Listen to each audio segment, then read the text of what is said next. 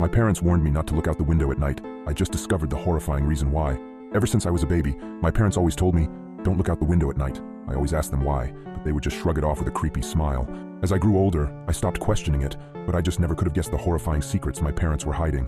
Everyone in my town also followed this weird tradition, so I thought it was normal. That was until I went to college and noticed that none of the other kids were like this. So during Christmas, when I went to my parents' house, I remember them telling me not to look out the window. I gave them a smile and a small chuckle before telling them I wouldn't. However, curiosity struck me the moment they left the room. As I lay in the dark, I came to a decision. I was going to look out of the window. Just as my hand came to the sheer white curtain of the guest room, I paused. My mind flashed to that one time when I was 12. My parents were talking in the kitchen. I was home with the flu and was about to make my way to the sink for some water, but I stopped at the doorway. I hid behind the wall, peeking my head out from the doorway just an inch. My mother was crying and my father was holding her and rocking. That poor little girl. I feel horrible for her family, whispered my mother. My father just nodded and continued holding her.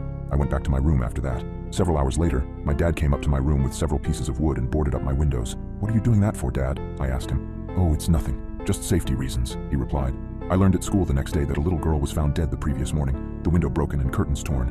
I snapped back to the present. My hand drew back from the curtain. I shook my head, cursing myself for being so weird. What was the worst that could happen? It was just a window, it couldn't hurt me, right? As I reached my hand out again, my instinct was telling me to stop. My gut twisted as I reached nearer and nearer.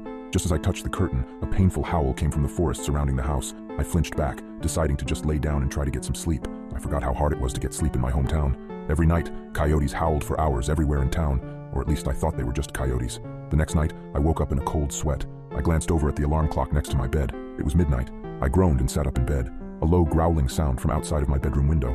I thought back to last night and decided that I had made up my mind about looking out. I thrusted my arm towards the curtain and pulled back hard, almost ripping it away from the rod. I flattened myself against the wall next to the bed for a moment before I put one eye in front of the window. I immediately regretted my decision as I heard claws clacking up the house. I flung myself out of bed, tumbling on the floor. I stood up and got back up on the bed. I stuck my face closer to the window as the clacking got closer and closer. It suddenly stopped for a second before the most terrifying creature popped up from outside, emitting a horrible shriek as it did so.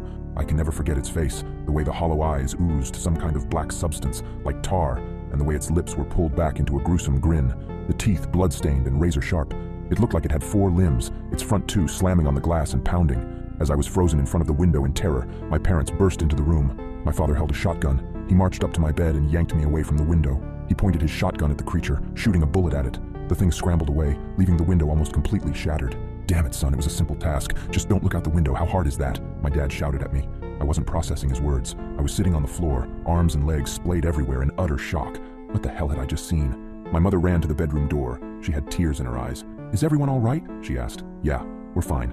We still gotta get that creepy effing monster, though."